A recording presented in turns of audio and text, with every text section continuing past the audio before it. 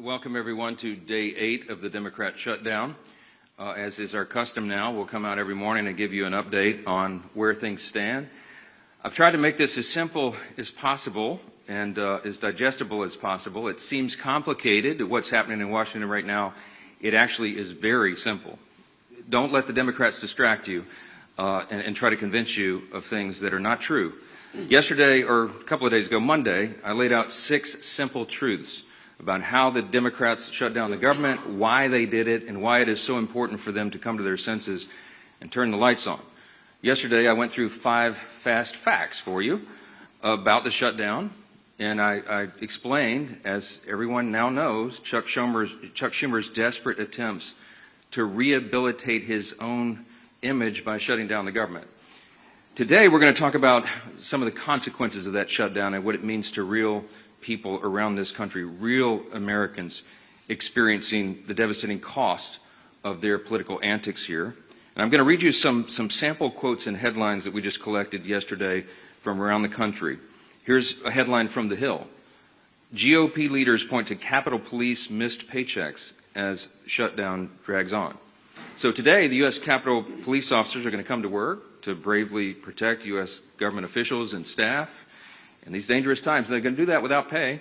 Many Democrats in this chamber, by the way, I want to note, are going to receive paychecks this month while the men and women of the U.S. Capitol Police who are protecting them will not. Here's another headline from the New York Post. Aviation groups warn a government shutdown will delay aircraft safety inspections, maintenance work on critical equipment. While air traffic controllers are going to continue to serve in their posts, thankfully, critical safety inspections are going to stop, increasing risk for air travelers. That affects everybody. Here's another headline from Georgia, local media in Georgia. Central Georgia food banks prepare for surge of new clients during the government shutdown. It's a sad headline. Remember, Georgia's 2 Democrat senators, Warnock and Ossoff, have now voted 5 times to keep the government closed down. 5 times so far. I suspect they may continue, and they're hurting real people in the state of Georgia. Here's one from New Hampshire local media. National parks caught in the crosshairs of government shutdown. Let me point out that both senators from New Hampshire, Senators Shaheen and Hassan, have repeatedly voted to keep the government closed, and New Hampshire's national park sites closed by extension. How about New Jersey? Here's a headline yesterday. Hospital at-home telehealth programs on hold amid government shutdown. You got 2 Democrat senators in New Jersey, Andy Kim and Cory Booker, and they have repeatedly voted against funding these programs which New Jerseyans rely upon daily. Here's one from Michigan. Michigan nonprofit leaders said a shutdown would be at best disruptive and at worst potentially devastating for local communities. There are 2 Democrat senators in Michigan, Gary Peters and Alyssa Slotkin, and they have voted now 5 times to enable this devastation upon their communities. One more, I could do this all day. Here's one more from CBS News. Government shutdown fears have Colorado food banks bracing for potential new visitors. You guessed it. 2 Democrat senators from Colorado, Michael Bennet and John Hickenlooper, they keep voting over and over to keep the government closed. Democrats claim they want to negotiate, but that is already happening in a bipartisan, bicameral fashion. And we brought in the chairman of the House Appropriations Committee this morning, Tom Cole, who can talk more about that. But I just want to say this as I yield to Mr. Cole, and then you'll hear from the rest of the leaders, and I'll take some questions. There is one sad and inescapable fact that no one can forget here. This shutdown is nothing more than political cover for Chuck Schumer and the Democrats. They are worried about the Marxist flank in their Democrat Party. The Marxists are about to elect a mayor in New York City. That's Chuck Schumer's state, and he's terrified that he's going to get a challenge from his far left. I've noted that Chuck Schumer is a very far left politician, but he's not far enough left for the communists, and they're coming for him. And so he has to put up his dukes and show a fight. So they picked a fight on something that's not even related at all to the shutdown and the funding that we should have gotten done by the end of September.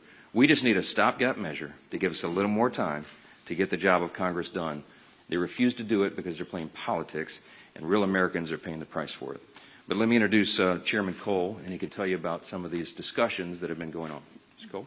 Thank you very much, Mr. Speaker. Usually when I follow the Speaker, I usually think I should just say what he said and excuse myself right away. But in this case, it is pretty easy. I mean, we've had a pretty decent year in the House Appropriations Committee, all 12 bills out of committee before September 30th. 3 that we are in negotiations on with the Democrats. Those negotiations have gone very well. We're prepared pretty quickly to close once the government's reopened. We could get at least 3 bills done. The president could sign them in. Those things would be immune from a shutdown until the following September 30th. Then we'd pick another group of 3 or 4 bills, and then we would do in cooperation with our Democratic colleagues and start working on that. So the process, honestly, was moving along pretty well, and then we had unrelated demands, obviously related to repealing work the Congress had already done on Medicaid, and then these new discussions on subsidies. And I do want to point out, at least the bill we have right now in front of us doesn't even go till December 31st. I mean, these actions would still, we could do this work and still have time to turn around, as the president and our leadership has pointed out in both chambers, and sit down and talk about these other issues. But it's hard to do much when the negotiations aren't happening simply because the government is shut down. So again, we're prepared to work. I've got very talented counterparts on the Democratic side.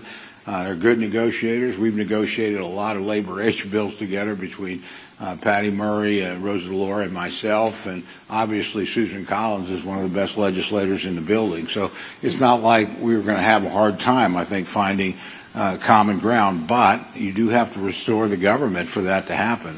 Democrats are not likely to move bills while they've got the government shut down, because it suggests that absent that, we would be moving through the process as normal, and frankly, in a much better shape than we've been in recent years. So again, I'm just hopeful that my colleagues in the Senate, and it's worth pointing out, a majority of the Senate's already on our side, a bipartisan majority of 55. So this really does get down to Leader Schumer and the bulk of his caucus just simply shutting down the government over items unrelated to what we normally do in appropriation. I've mentioned this to both the Speaker and the Leader because they make these decisions, but you know, we should not be handling Medicaid on my committee. We should not be handling the Obamacare subsidies simply because we don't have the expertise or the jurisdiction to do either one of those things. What we can do is move the bills through the process, make sure that every soldier is paid, make sure that every air traffic controller is paid, make sure that the American people don't lose any services. So we're prepared to do that. Frankly, I think my Democratic colleagues are prepared to do that once we resolve this shutdown, and that's quite simply in the hands of Leader Schumer and the bulk of his caucus. When they make the mind that they want the government up and running, believe me, we'll move very quickly, and we'll try to move away quickly from a CR status to passing bills individually or in small groups, and get folks up and working again, and get the government restored and continue that process as we're supposed to do. So with that, Mr. Speaker, I just yield back. Well, appreciate the work that Chairman Cole and the Appropriations Committee have done months and months ago to get us in a place where we would be ready to have all of the appropriations in a place where you can negotiate those differences. It was Chuck Schumer and Hakeem Jeffries who chose to take their toys and go home, all to appease the most radical elements of the far left, because Chuck Schumer is more concerned about his political job than he is about the jobs of millions of American families. American families' lives are at stake here. Whether or not we're going to be able to pay our troops, whether or not people can get on an airplane and go visit a relative or take a vacation, whatever their plans may have been, are being disrupted.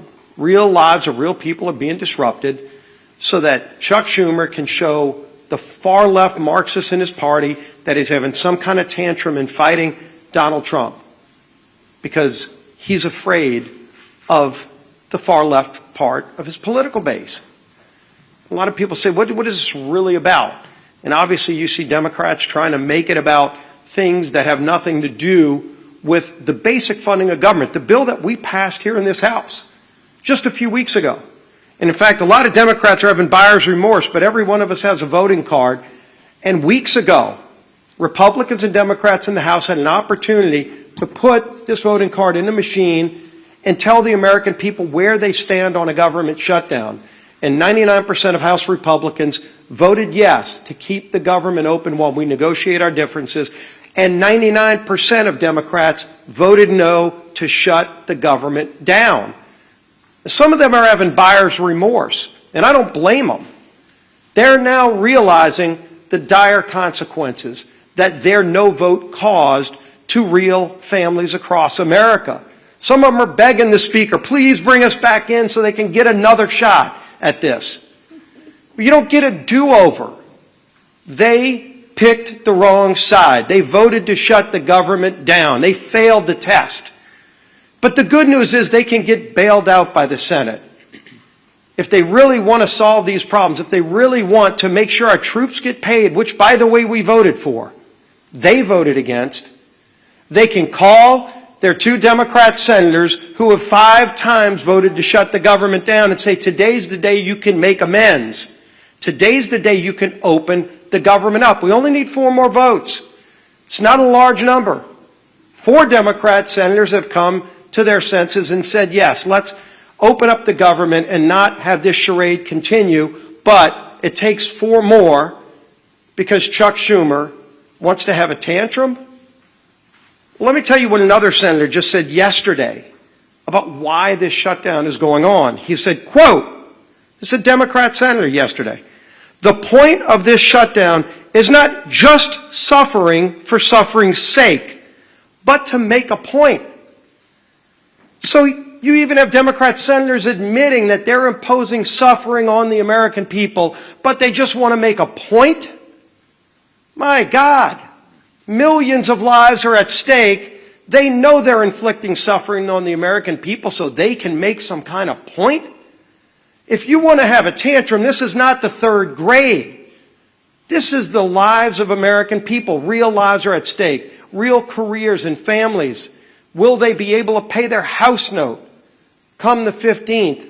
That's at stake. The safety of our air traffic control system. So that some senator that wants to have a tantrum can make a point? I think the American people are getting sick of this charade that's going on. They know what the Democrats in the House did to shut the government down.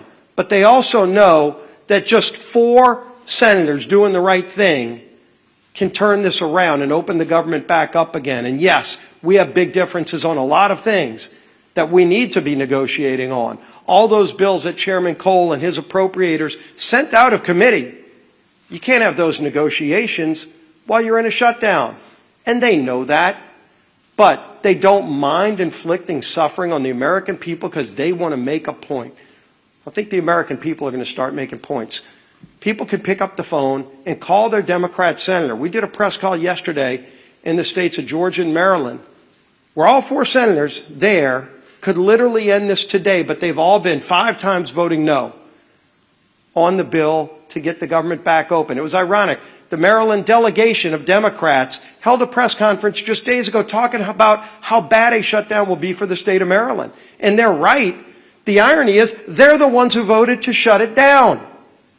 Over 150 employees in the state of Maryland alone will be hurt, and their own Democrat delegation is saying how bad it's going to be, yet they're the ones who voted to inflict that, quote, suffering on the people of Maryland. This madness can end. This madness needs to end with sanity finally emerging. Bring some common sense in. And Chuck Schumer, if you can't do the right thing because you're so afraid of your political job, think about the jobs of millions of families out there who don't want to have that suffering inflicted on them. And let 4 other of your Senate Democrat colleagues do the right thing for you. Let's end this. Our whip. Tom Emmer.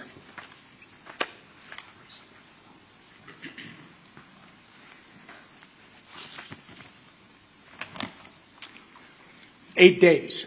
We are now 8 days into the Democrats' shutdown. 8 days that our troops are not getting paid. Border Patrol agents are going without mission-critical funding. Federal workers are being forced to figure out how they're going to put food on the table for their families. All because Democrats would rather hold the American people hostage to appease their radical base than to pass our clean, nonpartisan government funding bill. As of this morning, Senate Democrats have had 5 opportunities to get the government up and running again for the people they were elected to serve. And the vast majority of them have voted no every single time. Their obstruction is not only a slap in the face to hardworking Americans whose livelihoods are being put at risk due to the Democrats' shutdown, it's also a slap in the face to the constituents who fund their salaries with the expectation that they fulfill their basic constitutional responsibilities.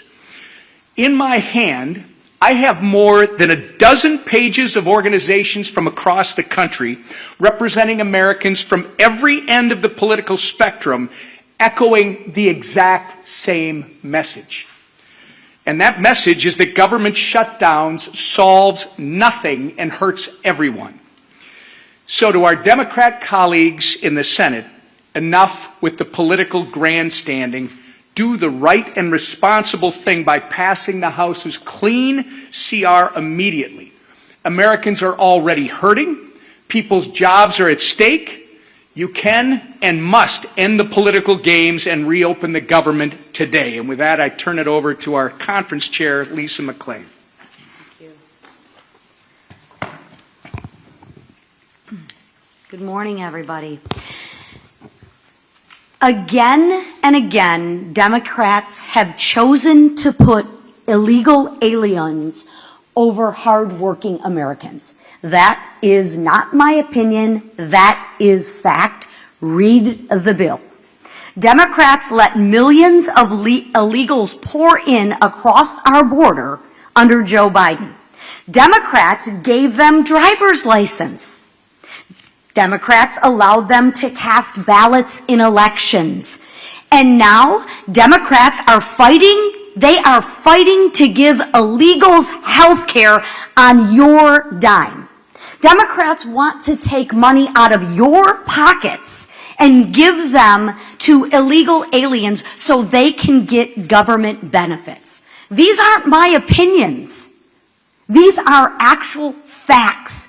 Go to the website and read the facts. Right? But what Democrats do when they have no plan, no vision, and no leader, they have to misrepresent the truth. And they do that over and over again. And they think you, the American people, aren't going to notice. They're not going to notice. You're not going to notice that they're taking money out of your pockets and giving them to illegals. They're going to try and put their spin on it. But I challenge you, go to the website and read it for yourself. When Democrats have the choice between standing up for American people or catering to the illegal aliens, what do? They choose illegals every single time. Time and time again. And that's exactly what they're doing again in this government shutdown fight. Democrats are putting illegals above American citizens.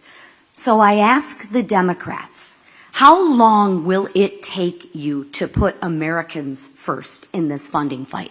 I ask our senators, Senator Peters and Slotkin, when are you going to put the American people first? The people that elected you to represent them.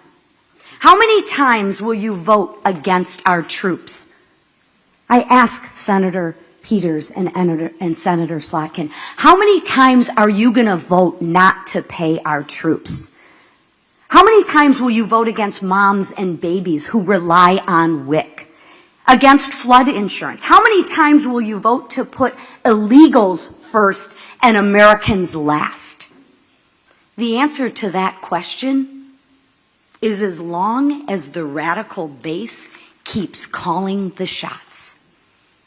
My 2 senators are pandering to their radical base as well. Republicans, however, are actually putting Americans first every single day. And why? Because that's our job. That's our duty. And quite frankly, that is our responsibility. And I call on the Democrats, especially the 2 Democrats from my state, Senator Peters and Senator Slotkin, please put the American people who you represent first. I'll take a few questions. Yes, ma'am. Speaker Johnson, thank you. Do you agree that the mayor of Chicago and the governor of Illinois should be in prison? Should they be in prison? Should the mayor of Chicago and the governor of Illinois be in prison? I'm not the attorney general. I'm the Speaker of the House, and I'm trying to manage the chaos here. I'm not following the day-to-day on that. I do know that they've resisted the introduction of, or the offering of National Guard troops in Chicago, which is a terribly dangerous city and has been destroyed in the process of being destroyed under liberal Democrat governance and their terrible policies.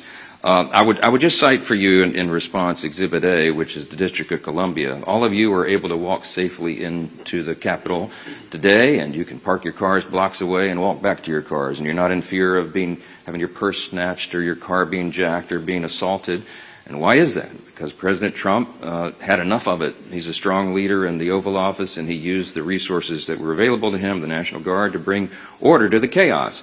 The Democrat mayor of the District of Columbia ultimately said, thank you so much for the reinforcements, and you're all enjoying the spoils of good policy and return to the rule of law. If we could do that in the other major cities in the country where they're having terrible crime crises, that should be seen as a positive, and I think most Americans see it that way. If you're a resident of Chicago or New Orleans or one of these other Democrat-run cities, you've had enough. You're tired of your family walking in fear and not being able to enjoy their lives, and if President Trump can use the resources and do it in a lawful manner to allow National Guard troops to help bring order and restore the rule of law, that is something that is wildly popular with the American people. Now, if you have elected officials in some of these states who are committed to their radical, soft-on-crime ideology and defunding the police and all the things the Democrat Party championed for the last several years, and they want to stand by that, we encourage them to do so. We'll see what the people think about it. Yes, sir. Back row.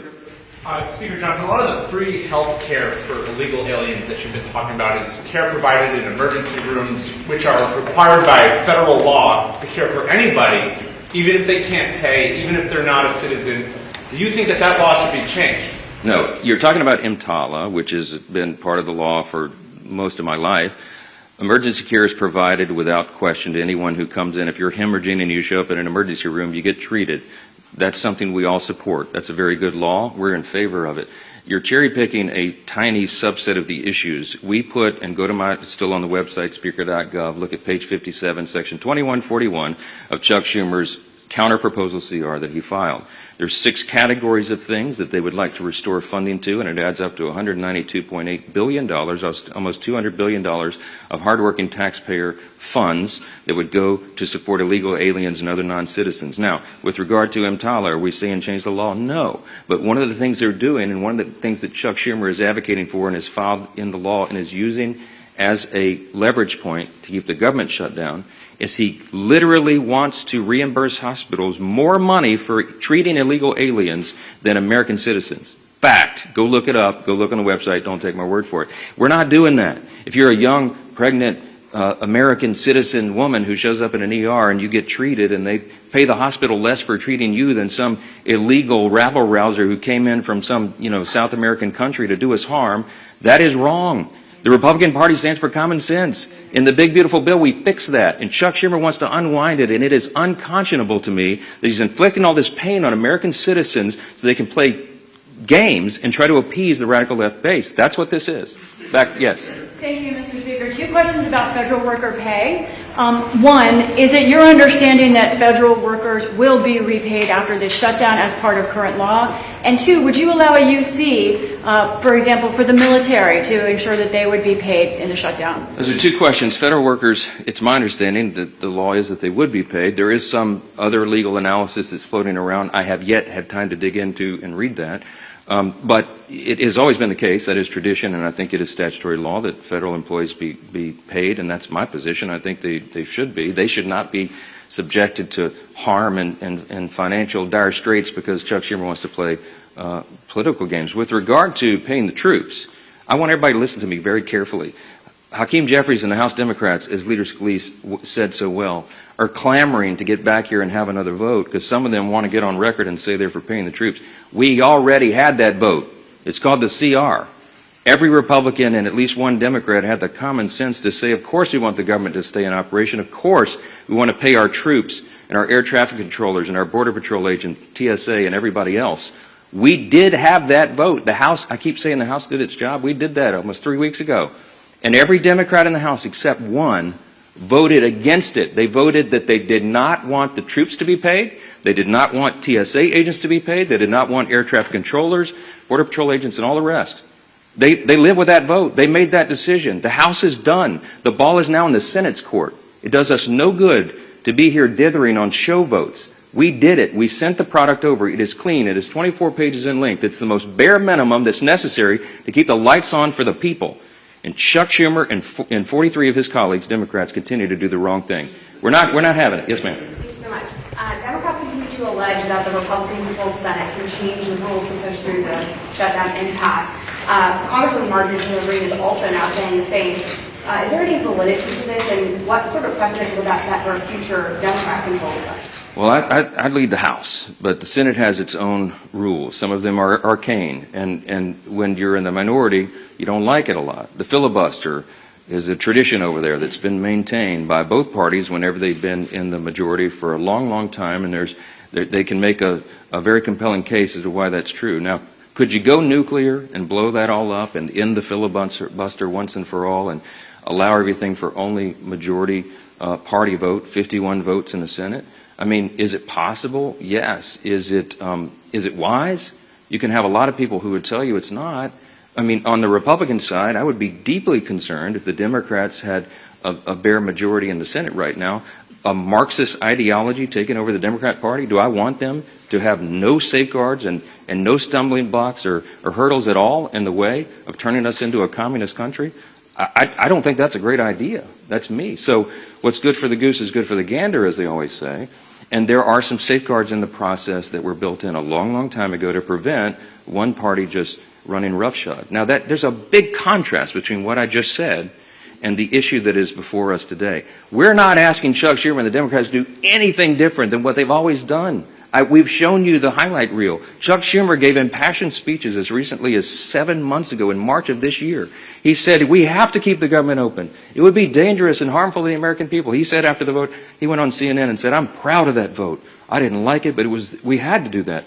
He was right then. He is not right now. We're not asking the Democrats to do anything heroic. We're asking them to do their basic duty and responsibility, as Chairwoman McClain said. Keep the government open. The first responsibility, I'm aggravated. The first responsibility of the government is to protect the people. And the people who are supposed to be protected are being completely cheated by Democrats in the Senate because they want to play politics. They hate Donald Trump. I mean, they have Trump derangement syndrome. It's very real. Listen to their own comments. And they have to show a fight at any cost. When does that cost become too high? In our view, it already has. They have another chance today to reopen the government, and we'll see if they do the right thing. I pray that they do, because real people are being affected by the games here, and they're sick of it. Thanks so much.